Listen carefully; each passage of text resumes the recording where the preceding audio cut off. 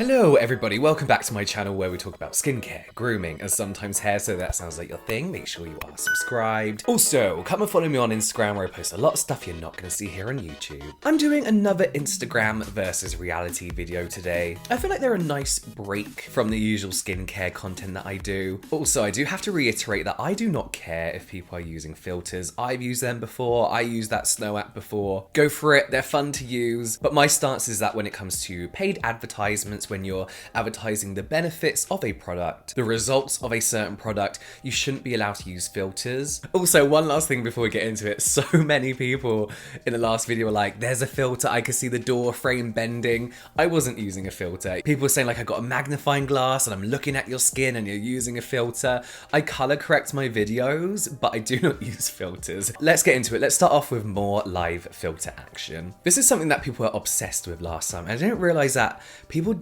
really didn't know these live filters existed. And these apps have been around for a while. You have like Line Camera, B612, which I believe is actually the same kind of app as Snow. So let's take a look at this advert. This is by Nikita Dragon. I don't know if it's Dragon or Dragoon. I don't know. I don't watch a lot of YouTube. I don't know drama or tea behind these people. Okay, so we're gonna have a look at this advert. And this is an advert because Nikita's talking about her own product. She's talking about the benefits of her product and the effects that her products have on her face and her appearance. This is actually sent to me by a subscriber. I can't find the message, but thank you. Please comment down below if this was you, I'll remember you. So looking at the advert straight away, I'm presuming there's a skin filter here because there is more than makeup going on that makes your skin look that smooth. It's literally textureless, and makeup doesn't make your skin look textureless. Okay, so have a look what happens here. It's the usual case of someone putting their hand in front of their face and kind of disconnecting that filter. So look at this glitch here.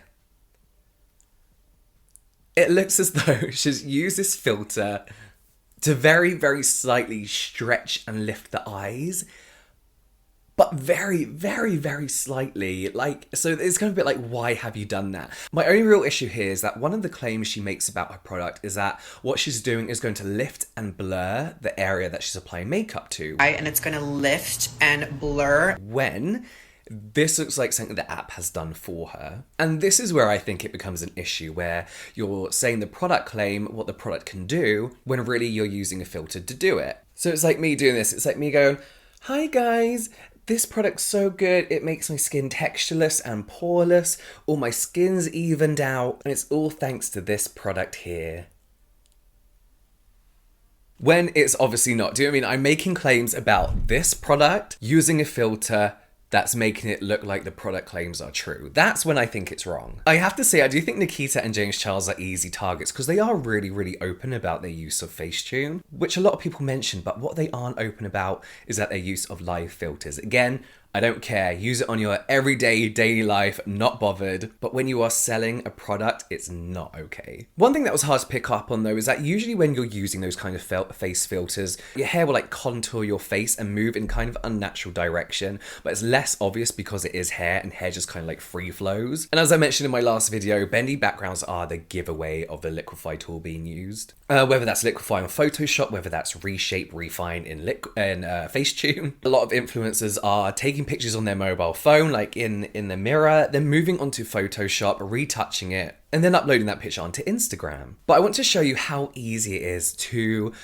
manipulate your body like that, but also hide those bendy backgrounds. I'm going to show you a few techniques, and they're kind of like the more, not amateur way of doing it. There are more advanced ways of doing this, but I kind of wanted to show you what I feel is the easiest way to do this that I feel like any old influencer can do. So let's take this picture of Britney Spears, who has been called out for her bad retouching before, her bad use of Facetune, and here she is, perfectly normal body. I presume she's fit and healthy because of her Instagram stories. She always seems to be eating well and doing exercise. But let's give her that like Instagram curve. If I was going to do this kind of like rushingly, quickly, amateurly, I would copy the layer. So I'd copy this image. We want to work non-destructively, and then I would add a vector mask, and I'll show you what that does in a bit. Actually, I'll make 2 copies just in case.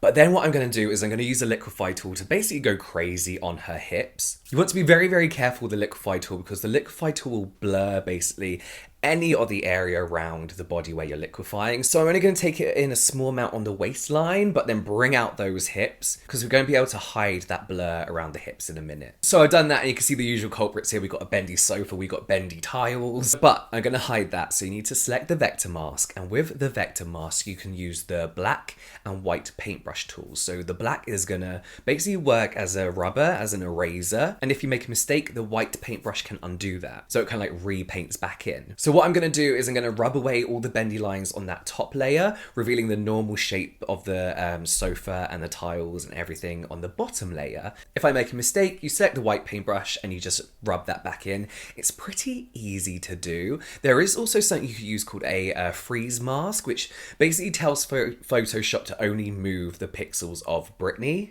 rather than the tiles around. However, it's a little bit more advanced and it's difficult to do with so much going on in the background. If she was standing against grass or a sky or a white wall, it'll be easier to do. Bendy backgrounds, however, aren't just the only sign of retouching. I think a lot of people nowadays are very, very good at hiding those bendy backgrounds. So there are a few more signs that I want to point out that can show you when a picture has supposedly been retouched a little bit. And I'm going to do this through an account that I was sent into my DMs quite a bit. And that account is Gina Savage X over on Instagram. I have to say, like, her profile is so nice to look at, not because of like what she's wearing and stuff. I have a boyfriend. But visual wise, she's got really good photography skills. I know they're literally just selfies, but colours, her style is insane. Like, these thigh highs are insane. But let's zoom into that waist and let's just take a little look at the carpet around her waist area. If you take a really close look, the carpet is ever so slightly blurred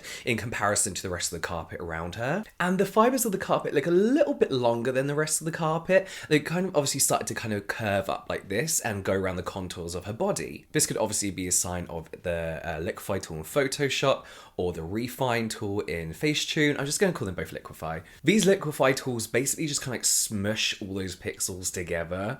And you'll also see, like I said, that the carpet is contouring around the shape of the body. You also see a lot of the pixels becoming very obviously like red, green, and blue. So you get this weird kind of like aura of red, green, and blue around them. And like these little RGB dots start to appear everywhere.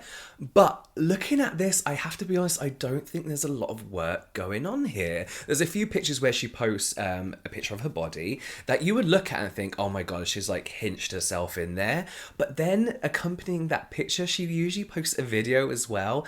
And that just kind of looks like her body shape. I've had a really good zoom in on this video in particular. And there is one tile behind her that appears to glitch into place rather than just appear from behind her body. It doesn't look so smooth. That could be down to the frame rate of her mobile phone. And I've tried to look for real-time body shaping apps and plugins for Final Cut Pro and Premiere Pro, and I couldn't find anything. There aren't any apps that I could find on the phone that's that advanced to just select kind of like one spot, one very particular spot, and just focus on that. But on that note, we also have these pictures from Beauty False that show like an everyday picture of her, paparazzi style picture compared to one of her Instagram posts. But again, looking at her body shape and her body type, again, I was actually a stylist after being a photographer. I was a personal shopper and a stylist for about 5 years. So looking at her body type and her figure, she can probably get that body type just by posing. Sucking in a little bit and then lifting up a leg. Let's talk about posing for a bit. I've seen a lot of people mention things like, oh, so-and-so doesn't look like they do in their pictures compared to their videos. And posing can make a lot of difference. It's very, very easy to fine-tune your body just through posing. That's why models are models. I always like to bring myself into these videos. So let's have a look at this picture of mine. I took this picture on purpose.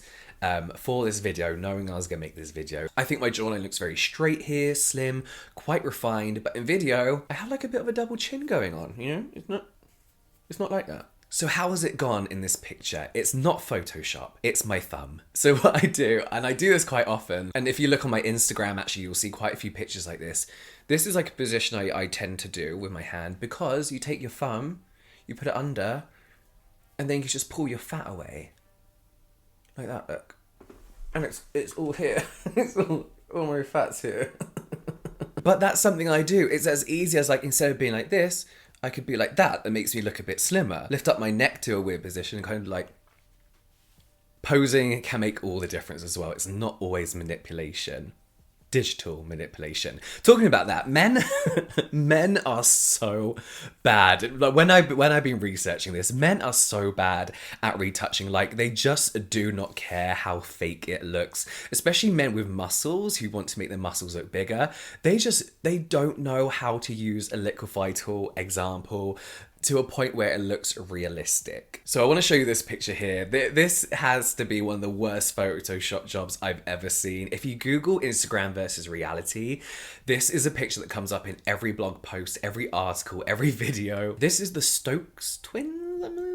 And let's just point out everything that is wrong with this picture. First of all, the rain is obviously fake for a few reasons. One, their hair is bone dry. Two, to be able to catch rain like that, you need like a slow shutter speed. So it either means that the twins were standing perfectly still in place so that they weren't blurred, or as we know, the rain is completely fake and obviously photoshopped over. But also their trousers are bone dry. So other than the rain just looking completely fake, their trousers are bone dry.